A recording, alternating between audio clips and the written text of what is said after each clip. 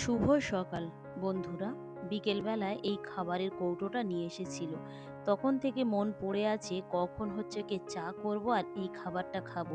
কারণ বিয়ের আগে ছোটবেলায় এই খাবার আমাদের ওখানে প্রচুর পাওয়া যেত, কিন্তু বিয়ের পর প্রায় এই 10-11 বছর আর কোনোদিন এই খাবারটা এখানে আমি দেখিনি।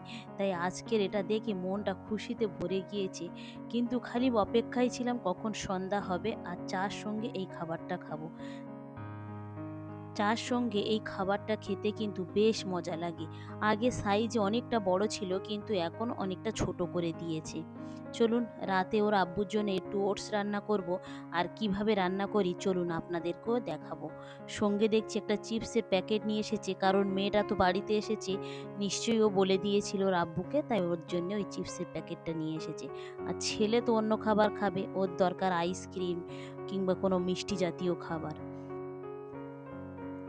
ওটসটা তৈরি করে নিয়েই সবাইকে খেতে দেব।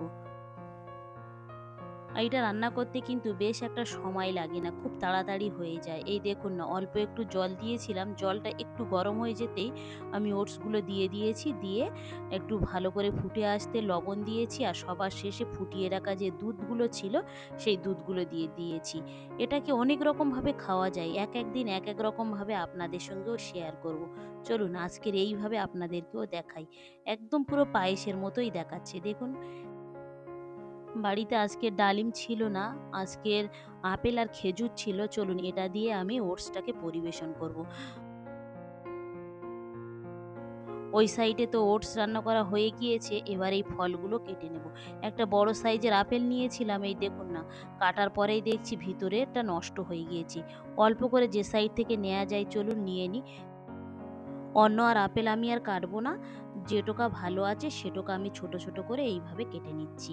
বাড়িতে ডালিমও নেই আর পাকা কলাও নেই, ডালিম পাকা কলা এই সমস্ত দিলে কিন্তু ওটসটা খেতে আরও বেশি ভালো লাগে। কি আর করা যাবে, বাড়িতে খেজুর আপেল শশা এই সমস্ত ফলগুলো ছিল, এগুলোকে খুব সুন্দরভাবে আমি কেটে নিয়েছি। আর ওটসটাকে একটা পাত্রে ঢেলে নিয়েছি, নিয়ে এটাকে খুব সুন্দরভাবে আমি সাজিয়ে নিচ্ছি।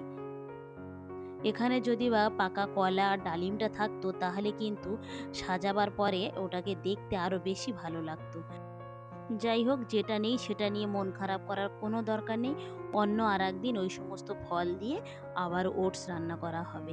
চলুন, সাজানো তো হয়ে গিয়েছে, উপর থেকে কয়েক পিস খেজুর দিয়ে দিচ্ছি, আর দিয়ে দেবো একটু মধু।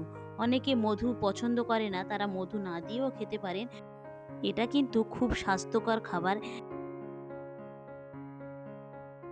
চলুন, সব তো কমপ্লিট হয়ে গিয়েছে, এবারে আমরা রাতের খাবার কমপ্লিট করে নিই।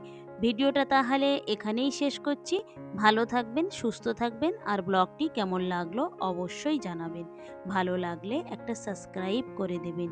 দেখা হবে পরবর্তী ব্লগে।